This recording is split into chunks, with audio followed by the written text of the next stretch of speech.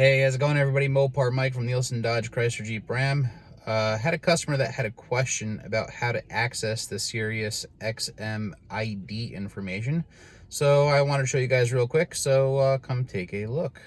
All right, so when you're on your radio, this goes along if you're in a Dodge, Chrysler, Jeep, or Ram. That's all basically the same thing. What you want to do is you want to go to your apps.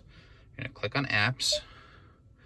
When you're in apps, you're going to want to scroll over until you find your settings. In some vehicles, you may see your settings automatically already down here. So then you could just go along and hit that if you see it there. Once you're in your settings, you're going to want to scroll down. Sirius XM Setup. Click on that. Subscription information. Click on that. And it'll show you all of your subscription information, your Sirius XM ID, and your subscription status.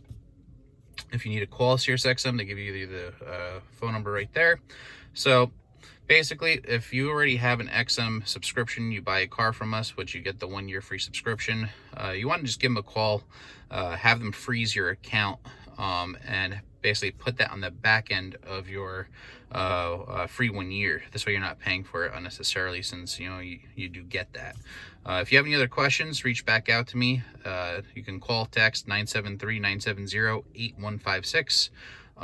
This will be uploaded to my YouTube channel, which is www.youtube.com/C/Mopar Mike. And you can also access a lot of this information, other tutorials and walkthroughs, blogs, things of that nature on my website, www.moparmikeNJ.com. And don't forget, it's Mopar No Car. Have a good one.